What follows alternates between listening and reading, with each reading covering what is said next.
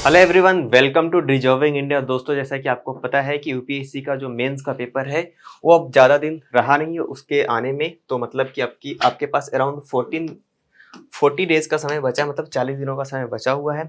ऐसे में आपका जो प्रिपरेशन है उसको और स्ट्रक्चर्ड तरीके से कैसे किया जाए, उसके लिए हम लोग एक सोल्यूशन लेकर आए हैं। सोल्यूशन क्या है कि हर दिन 5:30 एंड 6:30 में आप लोगों को देखने को मिलेगा एक मेंस आंसर राइटिंग के लिए हर दिन एक क्वेश्चन की प्रैक्टिस अलग अलग सब्जेक्ट से। तो आप यहाँ पर आकर क्वेश्चन भी देख सकते हैं, उसके मॉडल आंसर भी देख सकते हैं, आपका क्या अप्रोच होना चाहिए आप उसको भी प्रैक्टिस कर सकते हैं। इसी के साथ साथ अगर आप पूरा का पूरा क्वेश्चन का सेट देखना चाहते हैं तो इसी वीडियो के लिंक में आप लोगों को हमारा वेबसाइट का लिंक मिल जाएगा, जहां जाकर आप पूरा का पूरा क्वेश्चन एक बार देख सकते हैं। उसके फिर सिलसिलेवार तरीके से सारे आंसर्स हम तो लेकर आ ही रहे हैं आपके साथ एक वीडियो सीरीज के माध्यम से।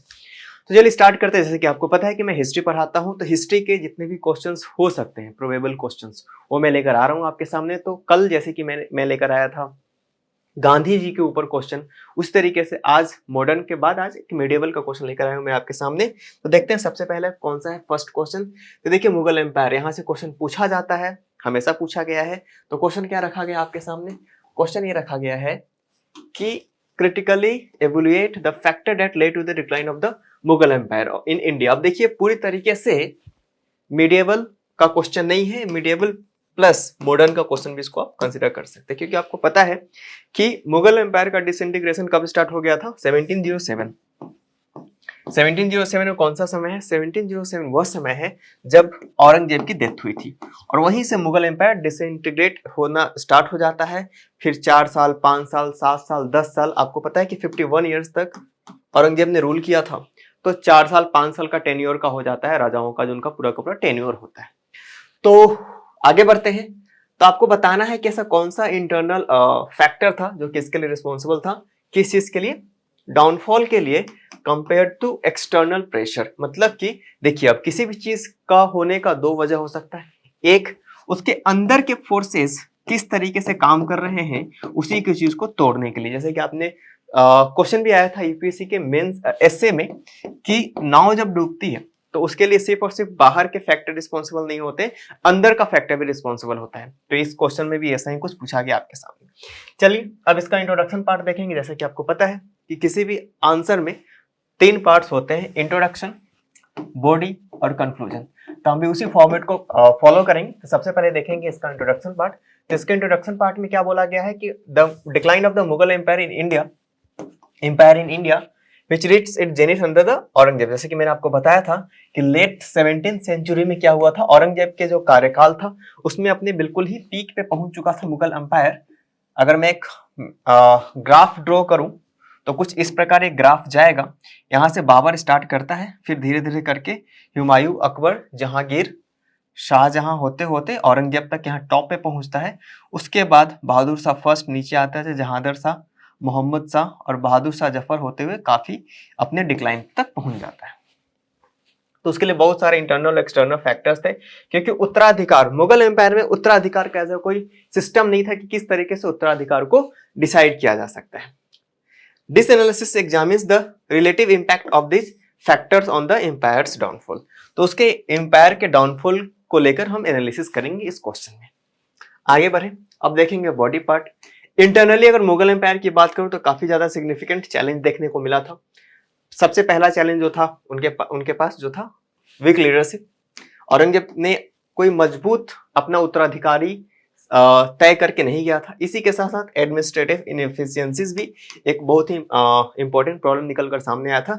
और जो जैसे कि मैंने आपको बताया कि फैक्शनलिज्म, मतलब कि गुट बंदी, एक गुट और दूसरे गुट, 5-6 गुट हो चुके थे। अब इनके बहुत सारे बच्चे हुआ करते थे मुगल एम्परर के। अब मुगल एम्परर के बहुत सारे बच्चे हुआ करते थे, तो हर किसी को लगता था कि मैं किंग बन सकता हूँ, क्योंकि जो मुगल एम्पायर था उसमें ऐसा कुछ नहीं था कि जो बड़ा बेटा होगा वही राजा बनेगा। जो शक्तिशाली होगा, जो उस एम्पायर को ले जा सकेगा और अपने सारे भाइयों को कंट्रोल कर सकेगा, वही राजा बनेगा। चाहे इससे पहले शाहजहां हो, हुमायूं हो, सबने ये काम किया है। तो उसके जो सक्सेसर थे वो इतने लायक नहीं थे कि इसको उतने जेनिथ तक ले जा सके। इसी के साथ साथ करप्शन और सेंट्रल कंट्रोल की वजह से बहुत सारी प्रॉब्लम्स देखने को मिली उन्हें।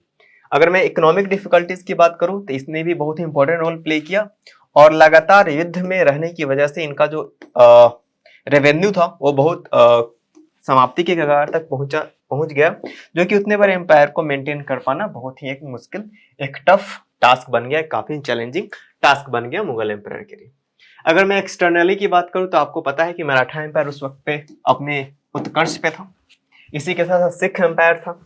बाद में ब्रिटिश ईस्ट इंडिया कंपनी ने खुद को भी मजबूत करना स्टार्ट कर दिया और आपको पता ही है कि प्लासी का युद्ध, बक्सर का युद्ध, और फाइनली इस तरीके से युद्ध करते करते करते करते पहले उन्होंने रीजनल राजाओं को खत्म करना स्टार्ट किया। यहाँ पे प्लासी है, यहाँ पे बक्सर है। उसके बाद अगर आप आएंगे नीचे डेक्कन में तो यहाँ पे आपको श्रीरंगपट्टनम मिलेगा, मैसूर मिलेगा। उसके बाद अगर आप इस तरफ जाएंगे तो यहाँ पे पंजाब मिलेगा। तो एक एक करके इसने सारे जो रीजनल राजा थे उनको खत्म करना स्टार्ट किया। फिर फाइनली कॉफिन में जो लास्ट नेल हुआ वो हुआ 1857 के रिवोल्ट में, जब बहादुर शाह जफर को रंगून भेज दिया गया, वहां पे उनको कर दिया गया था एग्जीक्यूट। आगे बढ़ेंगे। ब्रिटिश जो थे एक्सप्लॉइट कर रहे थे एम्पायर्स के वीकनेस को, जो उनकी जो कमजोर स्थिति थी उसको बहुत ही निर्दयता पूर्वक उसका इस्तेमाल कर रहे थे। स्ट्रेटेजिक अलायंस बना रहे थे। मिलिट्री सुपरियरिटी तो थी ही उनके ऊपर, इसी के साथ साथ वो इरोड कर रहे थे मुगल कंट्रोल को। अब बात करेंगे इसके कंक्लूजन की। अगर मैं कंक्लूजन पार्ट की बात करूं तो हालांकि इंटरनल फैक्टर्स तो थे ही, जैसे कि कमजोर लीडरशिप, एडमिनिस्ट्रेटिव जो डिके हो रहा था, इसने बहुत ही क्रूशियल रोल प्ले किया मुगल एम्पायर के डिसइंटीग्रेशन में और डिक्लाइन में। इसी के साथ साथ एक्सटर्नल प्रेशर भी था, जो जहां से स्टार्ट होता है emerging regional powers and European colonial interests. तो दो तरफ से मार पड़ी एक्सटर्नली। एक जो रीजनल पावर्स थे, जैसे कि मैंने आपको बताया कि सिख, मराठा, फिर राजपूत, इसके साथ साथ उनके जो एलाइज जो पार्टनर्स थे जैसे कि अवध, बंगाल, इन लोगों ने भी, हैदराबाद, इन लोगों ने भी खुद को स्वतंत्र घोषित कर दिया। तो इन सभी कारकों ने मिलकर यह सुनिश्चित किया कि मुगल एम्पायर का डिक्लाइन हो जाए। ये पूरा लेक्चर था जिसमें कि हम लोगों ने इस क्वेश्चन के आंसर को समझने की कोशिश की। आज के लेक्चर में फिलहाल इतना ही। अब मिलेंगे नेक्स्ट लेक्चर में। Thank you very much.